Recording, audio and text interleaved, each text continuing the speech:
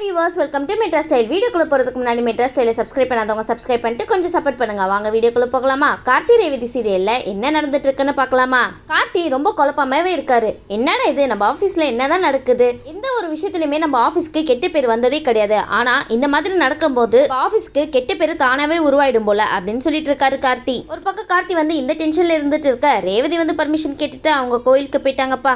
இனிதான் என்ன நடக்க போகுதுன்னு தெரியல. கார்த்தி கண்டுபிடிப்பாரா இல்லையா? உடனே வந்து பீட்டர் வந்து சொல்றாங்க, மாப்பிள்ள இந்த குழப்பத்துல நான் உங்ககிட்ட ஒரு விஷயத்த சொல்ல சுத்தமா மறந்துட்டேன்டா அப்படின்னு சொல்லிட்டு இருக்காங்க. உடனே கார்த்தி கேட்கறாங்க, என்ன விஷயம் அப்படின்னு சொல்லி கேட்டு இருக்கும் போது பீட்டர் சொல்றாங்க, இந்த மாதிரி சாமுண்டீஸ்வரி அத்தை மாலை கடையில இருந்து மாலை வாங்கிட்டு இருந்தாங்கடா அப்படின்னு சொல்லிட்டு இருக்காங்க. அதுவும் ஒரே ஒரு மாலை தாண்டா வாங்கினாங்க, அதுதான் ரொம்ப டவுட்டா இருக்கு அப்படின்னு சொல்லிட்டு இருக்காங்க பீட்டர். உடனே நம்ம கார்த்திக்கு வந்து பீட்டர் சொன்னதை யோசிச்சு இன்னும் சந்தேகம் வருது. உடனே கார்த்தி வந்து யோசிக்கிறாங்க, சரி நம்ம பக்கத்து கடையில போய் விசாரிச்சு பார்க்கலாம் அப்படின்னு சொல்லிட்டு பக்கத்துல இருக்கிற நகை கடையில போய் கார்த்தி விசாரிச்சுட்டு இருக்காங்க.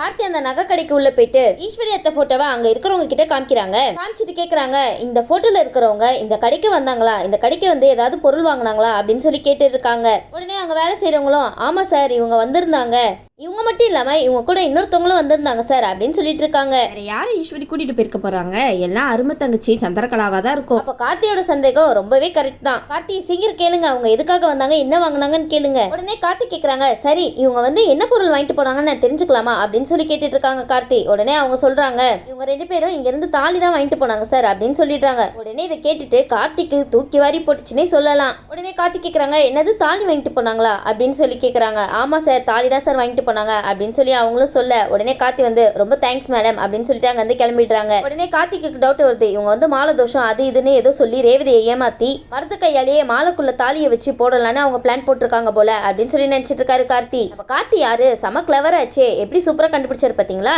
ஆனா கார்த்தி உங்களால மட்டும் எல்லா விஷயத்தையும் எப்படி டக்கு டக்குன்னு கண்டுபிடிக்க முடியுது? இதெல்லாம் பாராட்டியே ஆகணும், நீங்க ரொம்பவே புத்திசாலி தான் கார்த்தி. உடனே கார்த்தி நினைச்சிட்டு இருக்காங்க, ரேவதி இந்த பிரச்சனையில இருந்து எப்படியாவது நம்ம தான் காப்பாத்தணும் அப்படின்னு சொல்லி நினைச்சிட்டு உடனே மயில் வாகனத்துக்கு கால் பண்றாங்க. உடனே மயில் வாகனத்துக்கு கால் பண்றாங்க கார்த்தி. கால் பண்ணிட்டு சொல்றாங்க, இந்த மாதிரி நான் வர வரைக்கும் அங்க எந்த ஒரு விஷயமும் நடக்க கூடாது, அந்த மாதிரி பாத்துக்கோங்க அப்படின்னு சொல்லிட்டு ரொம்பவே படபடன்னு பேசிட்டு இருக்காங்க கார்த்தி. உடனே மயில் வாகனம் கேக்குறாங்க, என்ன சகல என்னச்சி ரொம்ப படபடன்னு பேசிட்டு இருக்கீங்க அப்படின்னு சொல்லி கேட்டுட்டு இருக்காங்க மயில் வாகனம். உடனே கார்த்தி சொல்றாங்க, இந்த மாதிரி அத்தை ரேவதிக்கும் மருதுக்கும் கல்யாணம் பண்ணி வைக்க போறாங்க அப்படின்னு கார்த்தி சொல்ல, உடனே மயில் வாகனம் கேக்குறாங்க, என்ன சகல சொல்லிட்டு இருக்க, கல்யாணமா? ஆமா மயில் வாகனம், கல்யாணம் தான் பண்ணி வைக்க போறாங்க ஈஸ்வரி. அங்க இருக்கிறவங்களே உங்களுக்கு மட்டும்தான் தெரியாது, மத்த எல்லாருக்குமே தெரியும். உடனே கார்த்தி சொல்றாங்க, ஆமா நம்ம ஈஸ்வரி அத்தை வந்து காலையில மாலை வாங்கியிருக்காங்க, அந்த மாலைக்குள்ளதான் தாலியை மறைச்சு ரெண்டு பேருக்கும் கல்யாணம் பண்ணி வைக்க போறாங்க அப்படின்னு சொல்லிட்டு இருக்காங்க கார்த்தி. உடனே மயில் வாகனம் கேக்குறாங்க, சரிப்பா இப்ப நான் என்ன பண்ணட்டும் அப்படின்னு சொல்லி கேட்டு இருக்கும் போது கார்த்தி சொல்றாங்க, நான் சொன்ன மாதிரி நீங்க பண்ணுங்க, கொஞ்சம் டைமை மட்டும் கடத்துங்க, அதுக்குள்ள நாங்க வந்துருவேன் அப்படின்னு சொல்லிட்டு இருக்காரு கார்த்தி. மயில் வாகனம் சீக்கிரம் போங்க, கார்த்தி சொன்ன மாதிரி ஏதாவது பண்ணி நேரத்தை கடத்துங்க போங்க. உடனே மயில் வாகனம் சொல்றாங்க, சரிப்பா எல்லாத்தையும் நான் பாத்துக்கிறேன், நீ சீக்கிரம் வந்துடா அப்படின்னு சொல்லிட்டு மயில் வாகனமும் போனை வச்சிடுறாங்க. மயில் வாகனம் இப்போ உங்களோட பிளான் என்ன, ஏதாவது பண்ணுங்க போங்க. மயில் வாகனமும் முழிச்சிட்டு, ஐயோ என்னடா பண்றது இப்போ எப்படிதான் நேரத்தை கடத்துறது அப்படின்னு சொல்லி யோசிச்சுட்டு இருக்காங்க. ஒரு பக்கம் மயில் வாகனம், நீங்க ரொம்பவே ஸ்மார்ட், கொஞ்சம் யோசிச்சு பாருங்க, கண்டிப்பா ஐடியா வரும் சரின்னு சொல்லிட்டு ஒரு பக்கம் பூஜைக்கெல்லாம் எல்லாம் தடபுடலாம் ரெடி பண்ணி வச்சிருக்காங்க. ஈஸ்வரி வந்து மருத கரெக்டா கூப்பிட்டு மருது கையில மாலையும் கொடுக்குறாங்கப்பா. உடனே ஈஸ்வரி வந்து மருது கிட்ட சொல்றாங்க, நீ தான் இந்த மாலையை ரேவதி கழுத்துல போடணும் புரியுதா அப்படின்னு சொல்லிட்டு இருக்காங்க.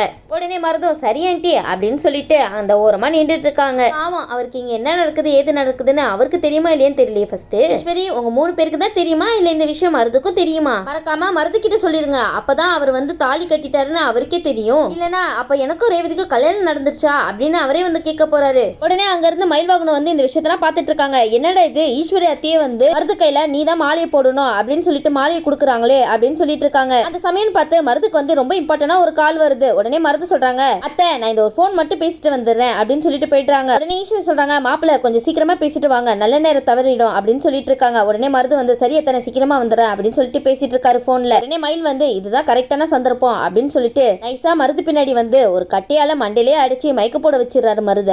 அச்சச்சோ என்ன மயில் வாகனம் டக்குன்னு மண்டையை பொழந்துட்டீங்க? அச்சச்சோ மயில் வாகனம், நீங்க ரொம்ப ஸ்மார்ட்னு நினைச்சோம், ஆனா இவ்வளவு ஸ்மார்ட்டா இருப்பீங்கன்னு நினைச்சே பார்க்கலையே, சூப்பரா ஒரு ஐடியா போட்டு மருத கட்டையால அடிச்சு மயக்க போட வச்சிட்டீங்களே. உடனே மயில் வாகனம் நினைக்கிறாங்க, ஐயோ மருதுப்பா என்ன மன்னிச்சிருப்பா, எனக்கு வேற வழி தெரியல, நேரத்தை கடக்கணும்னு சகல சொன்னாரு, ஆனா நீ என்னன்னா ரேவதி கழுத்துல மாலை போடுற வரைக்கும் ரெடி ஆயிட்ட, அதனால இதை தவிர எனக்கு வேற வழி தெரியலப்பா அப்படின்னு சொல்லிட்டு மயில் வாகனம் சொல்லிட்டு இருக்காரு மருது கிட்ட. மயில் வாகனம் அவர் தான் மயக்கப்பட்டு கிடக்குறாரு, அப்புறம் எப்படி நீங்க பேசுறது அவர் கேட்கும்? சரின்னு சொல்லிட்டு மயில் வாகனம் வந்து இவனை இப்ப என்ன பண்றது, எங்க போய் ஒளிச்சு வைக்கிறது அப்படின்னு சொல்லி யோசிச்சுட்டு இருக்காரு. இவ்வளவு பெருசா வேற இருக்கானே இந்த கோவில்ல, இவனை போய் நான் எங்க ஒளிச்சு வைக்கிறது அப்படின்னு சொல்லிட்டு இருக்காரு மயில் வாகனம். உடனே மயில் வாகனம் வந்து கோயிலுக்கு வெளியே தர்மா வாங்கிட்டு இருக்கிறவங்கள பாத்துட்டு இருக்காங்க. உடனே மயில் வாகனம் நினைக்கிறாங்க, சரி கரெக்டான இடம் அதுதான், நாங்க போய் உட்கார வச்சுட்டா யாருனாலுமே கண்டுபிடிக்க முடியாது, அதுக்குள்ள கார்த்தி சகலையும் வந்து சேர்ந்துருவாரு அப்படின்னு சொல்லிட்டு மயில் வாகனம் வந்து மருது மேல ஒரு போர்வையை போத்திட்டு, என்னடா இது இவன் இந்த கணம் கணக்குறான் அப்படின்னு சொல்லிட்டு தூக்கிட்டு போய் மருத கோயில் வாசல்ல உட்கார வச்சிடறாரு. உடனே அந்த தர்ம கேட்டுட்டு இருக்கிற வந்து கேக்குறாரு மருது கிட்ட, என்னாச்சு தம்பி இவர் யாரு அப்படின்னு சொல்லி கேட்டுட்டு இருக்கும் போது மயில் வாகனம் சொல்றாங்க, அவங்க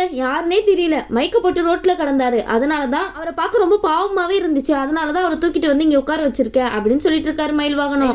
இருந்தாலும் உங்களுக்கு குசும்பு ரொம்ப ஜாஸ்தி தான். அப்போ கரெக்டான சமயத்துல நம்ம கார்த்தியும் அந்த இடத்துக்கு வந்துடுறாரு. உடனே அங்க இருக்கிற ஈஸ்வரி, சூரியகலா, சந்திரகலா 3 பேருமே திரும்பி பாக்குறாங்க, என்னடா இது இவன் இங்க வந்து நிக்கிறான், இவனை யாருப்பா இப்ப இங்க கூப்பிட்டது அப்படின்னு சொல்லி நினைச்சிட்டு இருக்காங்க 3 பேரும். என்ன ஈஸ்வரி இது போதுமா இல்ல இன்னும் கொஞ்சம் வேணுமா? உடனே ரேவதி வந்து எம்டி சார் பார்த்துட்டு, வாங்க எம்டி சார் உங்களை நாங்க இங்க எதிர்பார்க்கவே இல்லையே அப்படின்னு சொல்லிட்டு ரேவதி கேட்டுட்டு இருக்காங்க. உடனே கார்த்தி சொல்றாங்க, இல்ல ரேவதி ஒரு வேலை விஷயமா இந்த சைடு போயிட்டு இருந்தேன், நீங்க தானே சொன்னீங்க இந்த கோயிலுக்கு வரேன்னு, அதனாலதான் சரி உங்களையும் பார்த்துட்டு போயிடலாம் அப்படின்னு சொல்லிட்டு வந்தேன் அப்படின்னு சொல்லிட்டு இருக்காரு எம்டி சார். எம்டி சார் ரொம்ப சூப்பராகவே போய் சொல்றீங்க. உடனே வந்து ரேவதியும் வந்து, அப்படியா சார், ஓகே சார், நீங்களும் வாங்க வந்து கலந்துக்கோங்க அப்படின்னு சொல்லிட்டு இருக்காங்க ரேவதி. உடனே அந்த இடத்துல வந்து பூசாரி சொல்லிட்டு இருக்காங்க, சரிம்மா நேரம் ஆச்சு, பரிகாரம் பண்றதுக்கு இன்னும் கொஞ்ச நேரம் தான் இருக்கு, வர வேண்டியவங்களாம் வந்துட்டாங்களா அப்படின்னு சொல்லி கேட்டுட்டு இருக்காங்க பூசாரி. உடனே ஈஸ்வரி சொல்றாங்க, எல்லாரும் வந்துட்டாங்க அப்படின்னு சொல்லிட்டு இருக்காங்க. உடனே பூசாரி சொல்றாங்க, சரி ரத்த பந்த சொந்தம் இல்லாதவங்க மாலை போட முன்னாடி வாங்க அப்படின்னு சொல்லி கூப்பிட்டு இருக்காங்க. உடனே ஈஸ்வரி வந்து, எங்க இவன் போன் பேசுறேன்னு போனா இன்னும் ஆளை காணா, எங்கதான் போய் தொலைஞ்சான் இவன் ஒரு பக்கம் அவசர புரியாம என்னென்னவோ பண்ணிட்டு இருக்கானே அப்படின்னு சொல்லிட்டு ஈஸ்வரி ரொம்ப டென்ஷன் ஆயிட்டு இருக்காங்க. உடனே அந்த இடத்துல பூஜை பண்ற கேட்டுட்டு இருக்காங்க, என்னச்சு எங்க அவரு இன்னும் வரலையா அப்படின்னு சொல்லி கேட்டுட்டு இருக்காங்க. உடனே ஈஸ்வரி சொல்றாங்க, இல்ல கொஞ்ச நேரத்துல வந்துருவாரு, கொஞ்சம் வெயிட் பண்ணுங்க அப்படின்னு சொல்லிட்டு இருக்காங்க. உடனே ஈஸ்வரி வந்து சந்திரகலா கிட்டயும் சூரியகலா கிட்டயும், இந்த மருந்து எங்க போனா அப்படின்னு சொல்லி கோவமா கேட்டுட்டு இருக்காங்க. உடனே ஈஸ்வரியே வந்து, சரி நீங்களாம் வேலைக்கு ஆக மாட்டீங்க, நானே போய் தேடுறேன் அப்படின்னு சொல்லிட்டு கோயில் ஃபுல்லா தேடிட்டு இருக்காங்க. மயில் வாங்கணும் மருந்து எங்க ஒழிச்சு வச்சீங்க, உங்க அத்தை தேடுறாங்க பாருங்க. உடனே ஈஸ்வரியும் கோயில் ஃபுல்லா தேட ஆரம்பிச்சுட்டாங்க. உடனே இந்த பக்கம் வந்து ராஜராஜன் சொல்றாங்க, மயில் வாங்கணும் ரொம்பவே நேரம் ஆச்சு, இன்னும் இந்த ஈஸ்வரி எங்க அப்படின்னு சொல்லி கேட்டுட்டு இருக்காங்க. உடனே வந்து, எனக்கும் தெரியல மாமா, எங்க போனாங்கன்னு தெரியலையா அத்தை அப்படின்னு சொல்லிட்டு இருக்காரு. உடனே வந்து, பூஜைக்கு டைம் ஆயிடுச்சு இன்னும் அவர் வரலையா அப்படின்னு சொல்லிட்டு ஒரு பக்கம் கேட்டுட்டு இருக்க. உடனே ராஜராஜன் வந்து ஒரு சூப்பரான ஐடியா கொடுக்குறாரு. ஏன் மாப்பிள்ள, ரேவதியோட எம்டி சாரும் ரேவதிக்கு ரத்த பந்த சொந்தம் இல்லாதவர் தானே, அப்போ அவரே மாலையை போட்டுட்டுமே அப்படின்னு சொல்றாரு ராஜராஜன். உடனே மயில் வாங்கணும் சொல்றாங்க, ஆமா மாமா இது ஒரு நல்ல ஐடியா தான், பரிகாரம் பண்றதுக்கு வேற ரொம்ப டைம் ஆயிடுச்சுன்னு சொல்லிட்டு இருக்காங்க, பரிகாரத்தை கரெக்டா நல்ல நேரத்தோட பண்ணிரணும்ல அப்படின்னு சொல்லிட்டு மயில் வாகனமும் சொல்றாங்க. உடனே ராஜராஜன் வந்து எம்டி சார் கிட்ட சொல்றாங்க, எம்டி சார் நீங்களே ரேவதி கழுத்துல போடுங்களேன் அப்படின்னு சொல்றாங்க. இதை கேட்டுட்டு ரேவதி ஒரு பக்கம் ஷாக்கிங்கா இருக்காங்க, ஆனா உள்ளுக்குள்ள ரொம்ப சந்தோஷம் படுறாங்கன்னு நினைக்கிறேன். உடனே எம்டி சாரும் சரி அப்படின்னு சொல்லிட்டு மாலையை வாங்கி ரேவதி கழுத்துல போட்டுறாங்க. சாதாரண மாலை இல்லைங்க அது, அந்த மாலைக்குள்ள தாலி இருக்கு. அந்த தாலி மாலையை நம்ம ரேவதி கழுத்துல கார்த்தியே கையால போட்டுறாரு. சூப்பரா இருக்குப்பா. அப்போ கார்த்திக்கும் ரேவதிக்கும் கல்யாணம் நடந்து முடிஞ்சிருச்சு. உடனே ஈஸ்வரி வந்து கோவில ஃபுல்லா சுத்தி பார்த்துட்டு அந்த இடத்துக்கு கரெக்டா வந்துடுறாங்க. கார்த்தி வந்து ரேவதி கழுத்துல மாலையை போடுறத ஈஸ்வரி பார்த்துட்டு ஷாக்கிங்னா சொல்லல, 2 கண்ணு மொழியும் வெளியே பிதுங்கிடும் போல, அந்த அளவுக்கு ஷாக்கிங் நம்ம ஈஸ்வரிக்கு. என்ன ஈஸ்வரி இதை எதிர்பார்க்கல நீங்க, எப்படி உங்க மாப்பிள்ள கரெக்டான டைம்ல ரேவதி கழுத்துலயும் மாலையை போட்டுட்டாங்க, இப்போ உங்களுக்கு சந்தோஷம் தானே ஈஸ்வரி? உடனே 3 பேரும் சும்மா கை கட்டி நின்று பார்த்துட்டு இருக்காங்க, என்ன நடக்குது ஏது நடக்குதுன்னு. அதுதானே பண்ண முடியும், வேற என்ன பண்ண முடியும்? அதான் ரேவதி கழுத்துல மாலையை போட்டு கல்யாணத்தையும் முடிச்சுட்டாரு கார்த்தி. இனி அவங்க 2 பேரும் புருஷன் பொண்டாட்டி. ஆனா பாவம் ரேவதிக்கு தான் இந்த விஷயம் தெரியாது. ஒரு பக்கம் நம்ம ஈஸ்வரி வெறுப்புல இருக்க, இன்னொரு பக்கம் வந்து ரேவதியும் கார்த்தியும் ரொமான்ஸ் பண்ணிட்டு இருக்காங்க கண்ணாலேயே. என்னோட எம்டி சார் தான் கழுத்துல மாலையை போட்ட சந்தோஷத்துல ரேவதி வந்து நீ மெய் மருந்து கார்த்தி கண்ணை பார்த்துட்டே இருக்காங்க ரேவதி. இனி ரேவதி கார்த்தியோட காதல் கதை ஆரம்பம்னு நினைக்கிறேன். சரிங்க, இனி ரேவதி கார்த்தியோட காதல் கதை எப்படி போகுதுன்னு வெயிட் பண்ணி பார்க்கலாம். இந்த வீடியோ உங்களுக்கு பிடிச்சிருந்துச்சுன்னா மறக்காம மெட்ரா ஸ்டைல லைக் பண்ணுங்க, ஷேர் பண்ணுங்க, சப்ஸ்கிரைப் பண்ணிடுங்க. தேங்க்யூ.